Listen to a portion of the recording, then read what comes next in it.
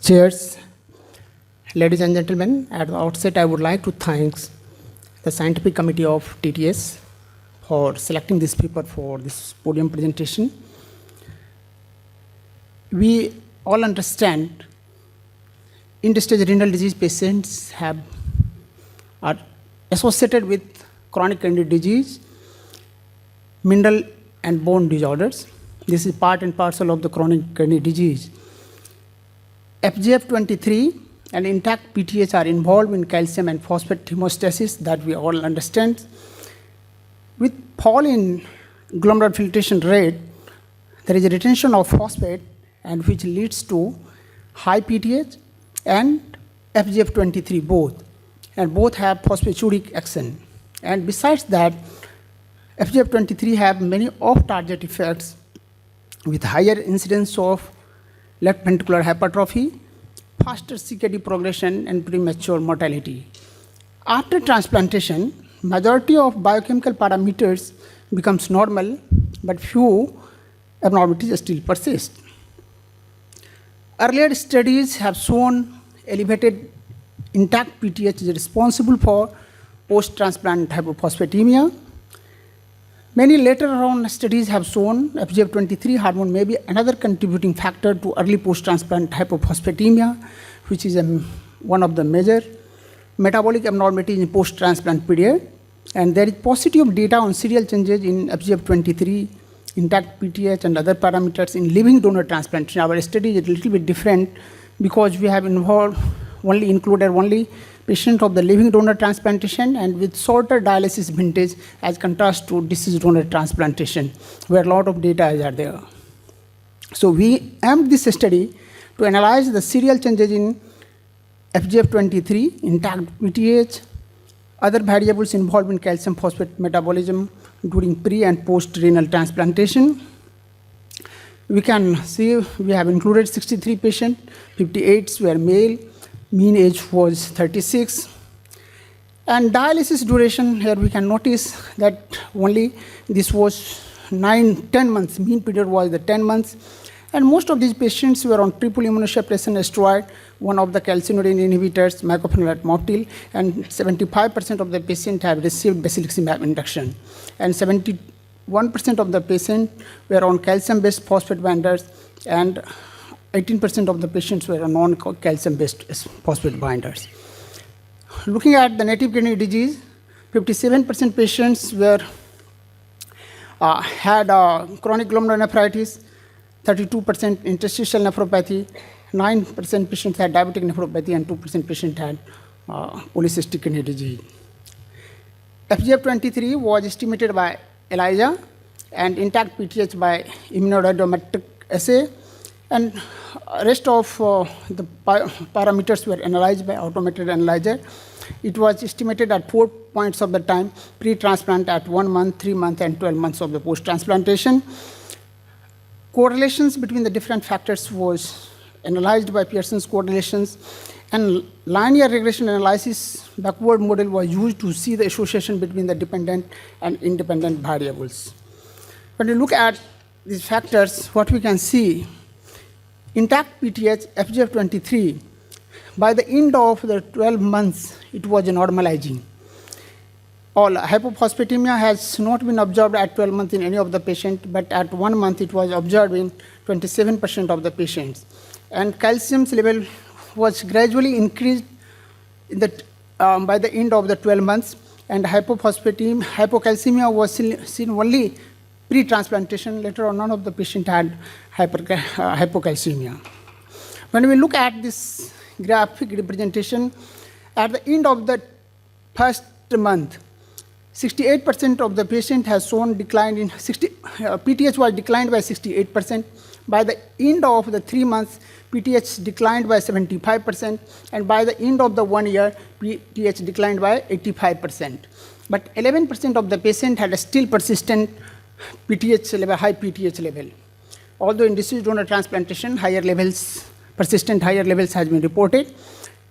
Here we can see in none of the patients, PTH, FGF23 declined by 93%, 94% by the end of 1 month, 97% by the end of the 3 months, and it was almost normal in all patients, declined by 98% by the end of 12 months of the follow-up. When we look at, there was wide variability in the FGF23 levels, so we have divided into 3 tertile. In tertile 3 with the highest level of the FGF23, here we can see the PTH level, inorganic phosphorus level, serum creatinine, blood urea nitrogen, uric acid, and calcium. These parameters were high, while calcium level was relatively low in higher tertile groups. When I look at the hypocalcemia, patient with the hypocalcemia had significantly higher IPTH and FGF23 before transplantation.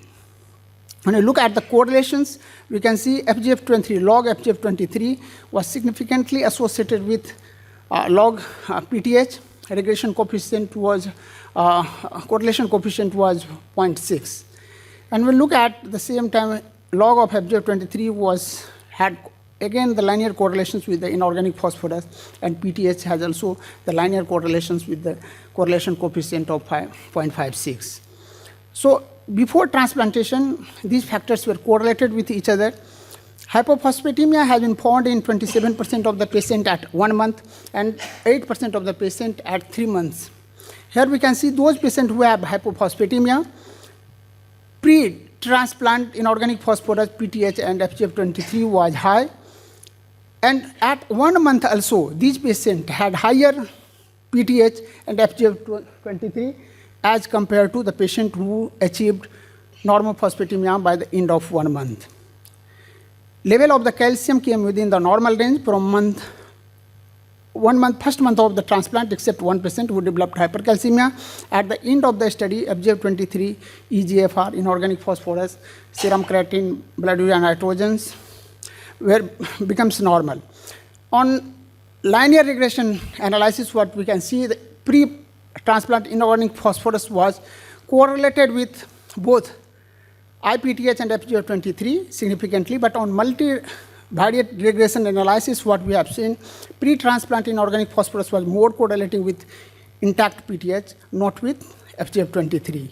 But when we have seen at the 1 month of the inorganic phosphorus level, what we have observed FGF23 was correlating on both univariate and multivariate regression analysis.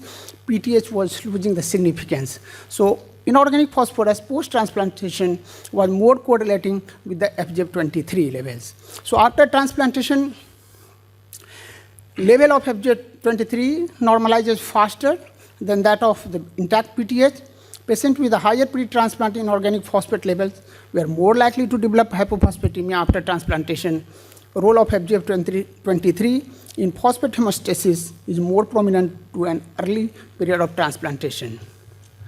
Further suggestions, just to read one of the paper has shown FGF23 antagonist can be used, has a therapeutic potential for hypophosphatemic disorders that is seen in patient post-transplantation, and probably there was hyperplastic PTH was resistant to FGF23, and this as hyperplastic PTH cells, parathyroid cells has long half-life, so probably this was the reason of the persistent hyperparathyroidism in post-transplantation. Thank you, ladies and gentlemen. Thank you for your attention. Thank you very much. This paper is open for discussion. Any questions from the audience? I have a brief question. Yes. Did the drop in FGF23 at 1 month predict whether the patient would have persistent hyperparathyroidism at 12 months? I noticed that about 10% of your patients had a PTH that was still elevated more than 65 at 12 months. That was not showing, sir, actually. Pre-transplant, it was very much well correlating, but post-transplantation, FGF23 and PTH was not correlating at all, because this is possible because of the normal renal functions where the FGF23 normalizes faster, becomes almost normal. In almost 100% of the patient, it was normal by 3 months. Very nice study. I have a question regarding the phosphate binders. Were you able to stop all them at the time of transplantation? And did the patients get any additional treatment like calcium and vitamin D post-transplant? Almost all patients were continued on calcium even during the perioperative periods, even post-transplantation. Almost 76% of the patients were on the calcium-based phosphate binders, and 26% of the patients were additionally requiring non-calcium-based phosphate binders also. So this was the situation pre-transplantation. And in peri-transplant period, every patient was on the calcium-based binders. Continued calcium supplementation. Supplementation. Yeah. Thank you. Yes, thank you very much.